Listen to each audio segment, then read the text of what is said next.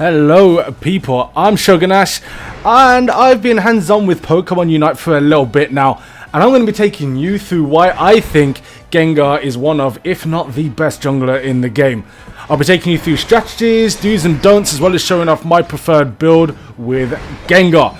If you enjoy this or find it at all useful, give the video a thumbs up, leave a comment with your thoughts if there's anything that you didn't like, and follow me over on Twitch to see more live gameplay. Twitch.tv/Shogun Ash Live. Right, let's get into this.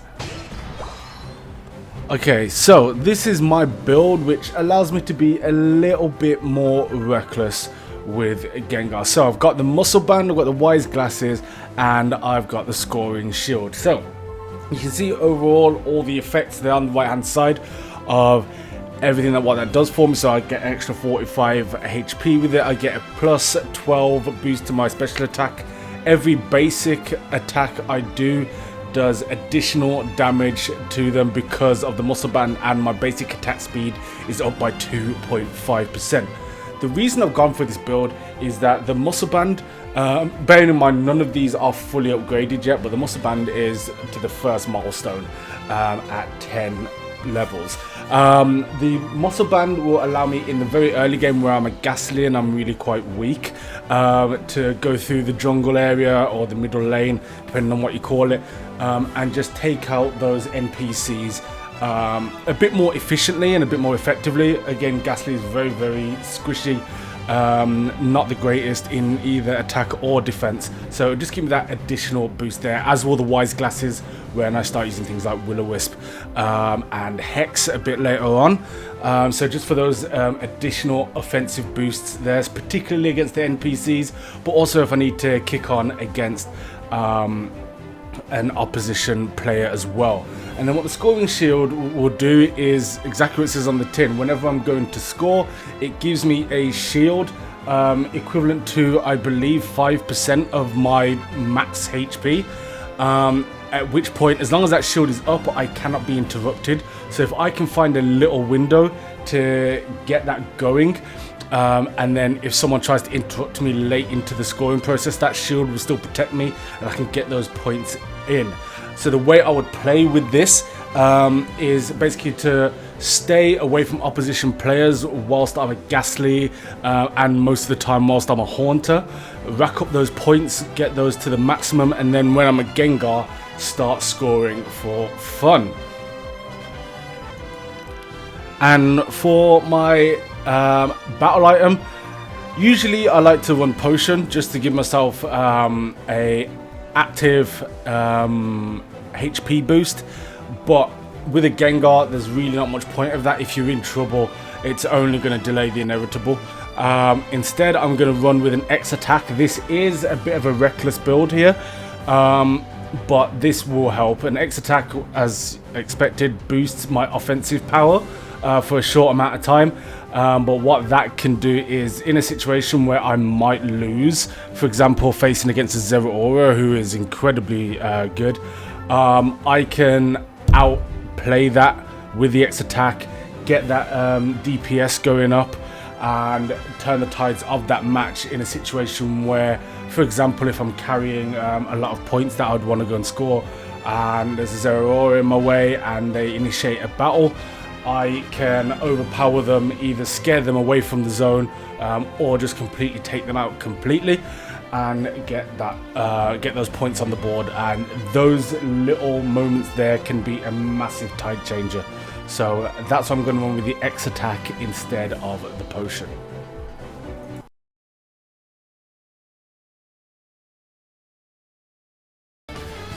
Okay, so here is our first game, and both teams quite offensive.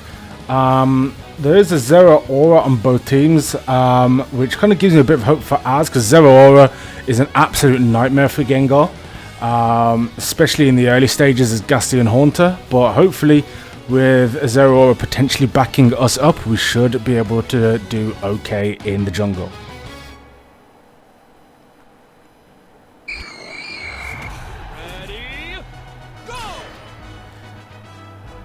Okay, so when you start off with Gengar, you start off as a Ghastly, of course, and you evolve throughout the game.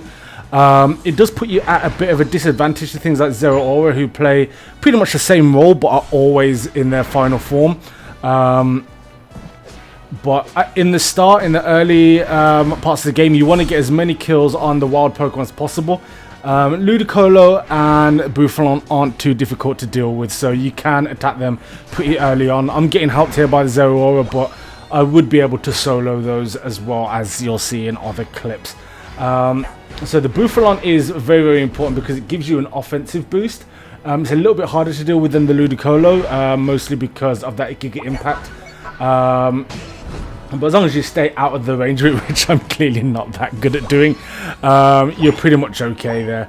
And it doesn't get much stronger throughout the battle at all, so it becomes very, very easy. But what that attack boost allows you to do is to take out the other Pokemon really, really easy.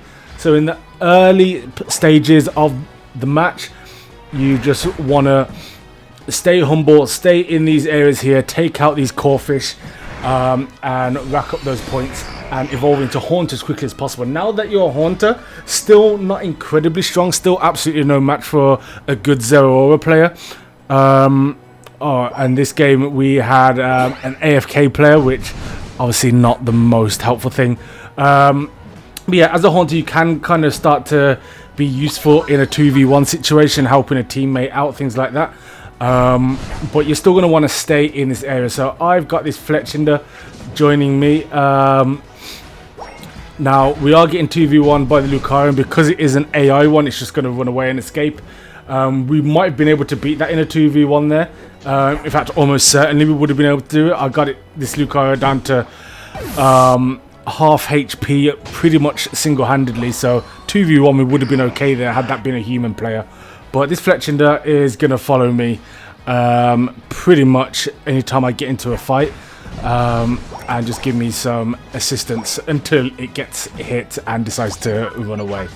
Now, of course, the opposition don't know that this is an AI player. But yeah, now that I'm a Haunter, I can be a bit more useful. I can operate quicker in this area. The goal is to get to Gengar as quickly as possible, because with Gengar's Shadow Sneak, alright, so here we go. Again, we're not as powerful as we would want to be, and we came very close to beating that Zero Aura there, but as you can see, Haunter still isn't really going to cut the mustard there.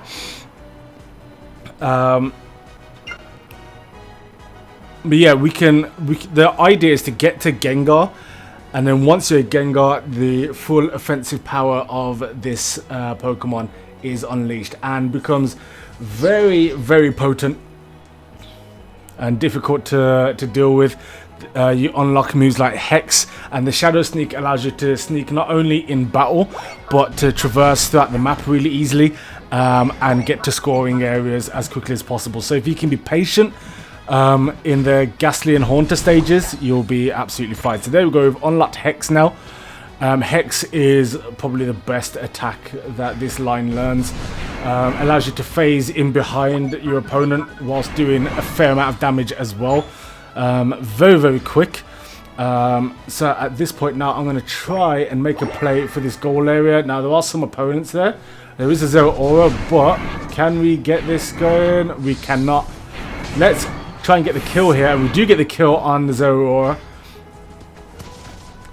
So now we might be able to score here, and that shield would have protected us anyway, but because of the Rotom, we managed to get an instant score there, which is brilliant. And there is the Lucario as well. Lucario isn't going to want this beef now that I'm a Gengar, and there we go. And we've managed to evolve that into a Talonflame now. So we have a little bit more help with the AI. It's not going to be amazing, but it's something. So now that I'm a Gengar, I can still operate in this jungle area, in this central part of the map. But I can also get stuck into fights as well, aid the team in 2v1s, and also just add and contribute to the scoring as well. Now, it's worth noting that there isn't much in the way of healing in this build, so I've got to be careful. I've got to utilize the citrus berries where possible, and also friendly bases as well. because I'm not running leftovers, I'm not running a potion or anything like that, so I am just vulnerable at any given time. So at this point now, Lucario trying his luck, but not going to survive there. And again, we start to pick up some points. Let's just deposit those as soon as possible. There we go. Nice, easy score. And this is pretty much how you play Gengar. You get into these situations. So I've procced my X attack there, but it didn't do me any favors against Zero Aura and those powerful Plasma Fists. So we go down there, but we managed to deposit those points, which is pretty much the main point here. So now Gengar has got double utility. We can help our teammates in battle. We can also try and get boosts to help our team overall. And there we go, we get the win there. And now we're in a 2v1 here. Charizard, if you don't run away here, we can beat this. And that little moment of hesitation from Charizard really cost me. We would have beaten that. I would have been able to survive. But thankfully, Charizard came out on top there. We didn't lose any points or any headway. So at this point now, I'm just going to take on this the Buffalon. And the Corphish is just going to get in the way, quite frankly. But there we go, we've got that offensive boost now for a little while. As well as the X attack as well, so we can get stuck into pretty much whatever we want to at this point, apart from maybe a Garchomp, so we'll avoid that. Now we are behind on the scoreboard right now, but we can still aid that, especially in the late game as well. The late game is where Gengar really comes into place, and now we're going to hide and run away from that there. That is a situation we don't want to be in. A 3v1 does not aid us whatsoever. So we can take out this Corphish here. And that is where that Shadow Sneak is absolutely brilliant. And there we go. 18 points on the board as well. And we can get straight back in there. Didn't lose anything. Didn't feed the opposition, which is very, very important. Stubbornness will definitely be your downfall with Gengar, because there are so many matchups that you can lose. It's very much a glass cannon, pretty much true to form. So being confident in just knowing when to run away, when to escape, is a massively key part of playing Gengar. So again, we are down, but it's now the end game where points count for double here. So the Corphish turn into Crawdaunt. They give a little bit more. Let me get out of that area there. Don't really want to be getting in any beef. Now, if I can nick a kill here and maybe get something on the Zapdos. So we managed to get a kill there and run away with 30 points, which is going to be 60 when we deposit that. And we've got freedom to deposit up here because they're all taking on the Zapdos. And big score there, 60, and we've got another player who's gone AFK at this point, so I'm going to have the AI following me. I've gone into X attack against this, and that is an easy win there. I was prepared to run away though, and that is the thing, you've got to be prepared to escape. So we've got the Ninetales tailing us here, which is actually quite a useful partner to have. It's a shame that we've had 2 AFKs here, and that's ultimately going to cost us the result, I think. But if we can have a late game resurgence here, we might still be able to do something a little bit respectable here. So here's a Zero Aura. Can we take that out? We can. Absolute bits there. Absolute bits. So let's go deposit these points again. Oh, we're not going to be able to. We couldn't escape. Couldn't escape, and we're going to lose those points there. That might have been a situation that would have been beneficial for us, but such is life. That is sometimes the mistake. You've got to look at the minimap, know where your opponents are, and just be willing to hold on to the points. Not so easy in the late game, but such is life. And there is the game. Let's have a look at the final scores. We scored 223. They scored 595. It was a comfortable victory for the opposition there, but we got to see pretty much Gengar's role, its strengths and weaknesses in that battle. We're going to get into another match after this. But as you can see, just playing my role, the rest of my team didn't really help too much with 2 AFKs. But I managed to get a MVP award and a massive score as well, scoring more than most of the opposition.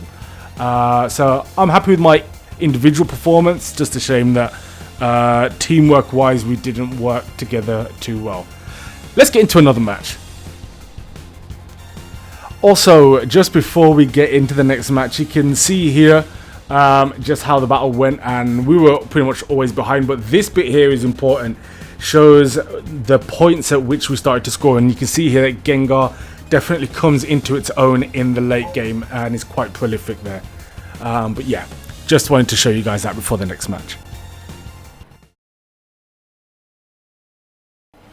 Alright, so for this second match here, we've got a slightly more balanced team here.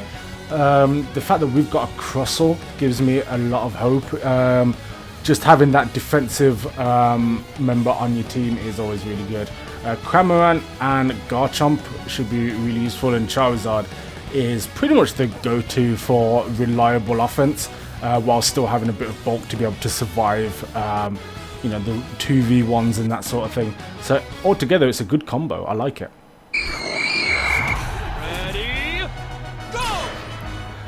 So ahead we go again, starting out as that Ghastly, and you know the play already.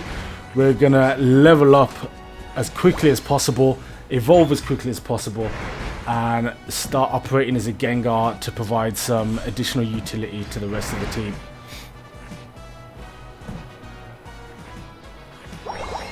Right, so we've just taken out Buffalon, and I've spotted a Gengar.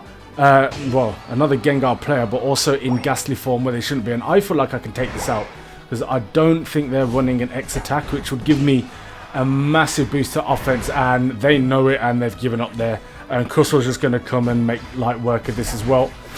And there we go, we get the Haunter Evo nice and early as well. Ordinarily I wouldn't get into a fight as a Gengar, as a Ghastly, but Ghastly versus Ghastly I fancy myself. And it definitely paid off there, especially with the 2 offensive boosts. Alright, so here's that Ghastly again, and it keeps getting caught in the wrong block. That is dealt with, and now there's a Slowbro here, which would ordinarily cause a lot of trouble, and it's going to do so. We're just going to get out of here. We don't need to be involved in that at all. Let Crustle deal with that. We were there to give it a bit of backup, but the Crustle didn't need it. That Crustle player, like I said, gave me a lot of hope. And very competent player, doing bits here, allowing me to work the way I need to. I'm just going to go back and heal and try to get into Gengar mode as quickly as possible. Right, so I've unlocked Hex here. There is a fight happening up there. I'm going to see if I should get involved or not. Okay, it seems like we're okay. So what I'm going to try and do is maybe look at taking on Dreadnought. I don't feel like a Haunter is really that well equipped for it, but maybe maybe one of my teammates will see that alert and come and join me and help me take it out, because Dreadnought and Rotom are easily the most important things in the mid game. Dreadnought gives your team a defensive boost, and Rotom allows you to score goals very efficiently by exposing them. But this Dreadnought is way too powerful for me, so I'm going to get out of here, go heal up and regroup. Right, so I'm carrying a lot of points right now. 30 is Haunter's maximum. So I need to hurry up and become a Gengar. Now these guys are chasing me. They're on the hunt, and I don't think I'm going to get away here. This is going to be absolutely massive if I do manage to escape here. It looks like I might. It really looks like I might escape here. This Haunter is very much on my case, and I am avoiding, dodging, bobbing and weaving, and now that I'm in the healing zones, they know they can't win the fight, and they've gone away, and that there is massive, because the amount of points they would have taken off me would have been absolutely disastrous. So just being able to run away in those sort of situations is So important. There was no way I was going to win that. Stubbornness would not have benefited me. And there's that Haunter again. It really fancies its chances. And I've been weakened by fighting that Ludicolo. So I'm just going to back away. Know when to call it quits. And now regroup. And now Crussel's in a little bit of trouble here. But I might be able to aid it. And there we go. We can go in for that 2v1. There we go. Get rid of that 1. And there we go. Get rid of the 1-2. Nice and easy. Right, let's take out this Ludicolo here. Job done, and there is the evolution. So now we have Gengar.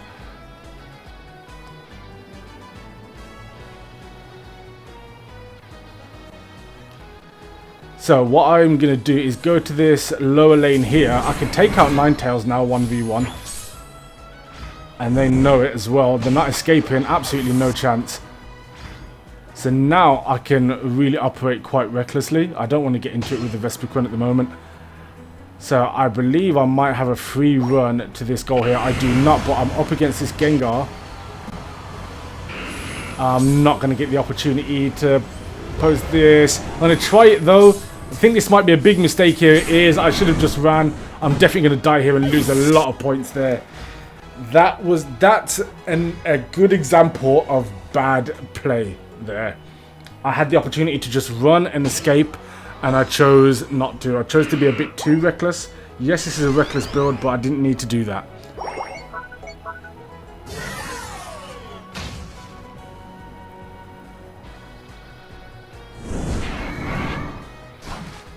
And I think I'm still yet to get on the board.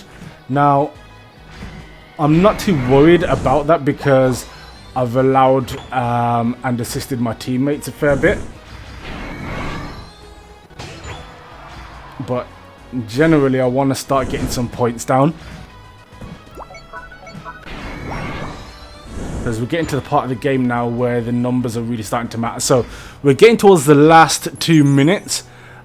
So it's worth looking at an opportunity to deposit now. We've got enemies straight forward here, but they're looking to cycle up north. So I'm going to go to the lower lane, deposit these. I could have waited another 5 seconds for them to count double. But what I wanted to do was to make headway towards... Well, make headway towards the Zapdos, but if we can get rid of this Gengar as well...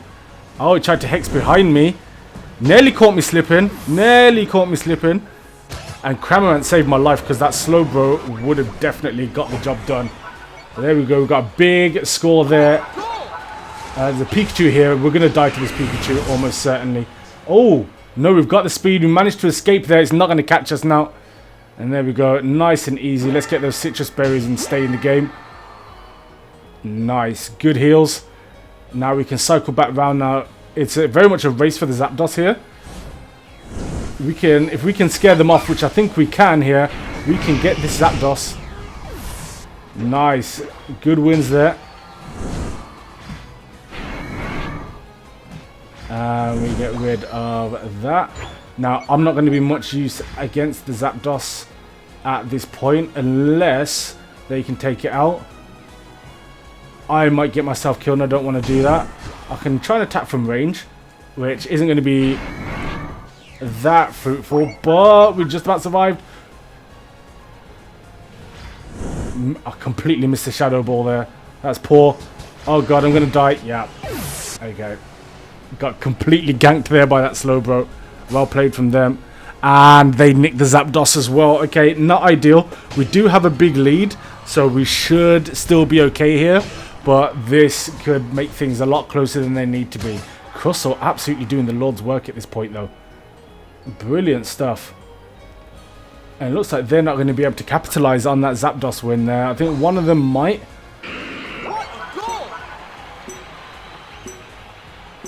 But there's not much point in us going anywhere at this point. We're not going to be able to do anything. And I think we might get the win there. We played well. 4-7-9 is a good score against 2-3-4. It was nice. It was comfortable. I'm probably not going to get the MVP here. But again, being in the jungle, you're supposed to sacrifice your own personal score to assist other teammates. And that is what we did that time there. 5 assists, 3 KOs. 75 points deposited, still better than I thought I was going to be. And yeah, just a decent overall score, nothing too amazing, but that is another Gengar game under the belt, and we managed to get the victory as well. Right, and that is it from me. I hope you enjoyed this. Hope you found it in some way useful. Let me know what you think of the build down in the description below. And if you want to see some more Pokemon Unite gameplay, let me know. I'm going to be stepping into ranked pretty soon. I'm still tying down my gameplay style, getting to the level that I want to be at before I go into there. But yeah, I'm going to start playing some ranked stuff too, so give this video a thumbs up if you found it useful, and also if you want to see some ranked gameplay as well. If you want to see me play Pokemon Unite and Pokemon Sword and Shield live, I am on twitch.tv/Shogun Ash live most days of the week, and you can catch me live there. And until next time, thank you for watching, take care, and peace.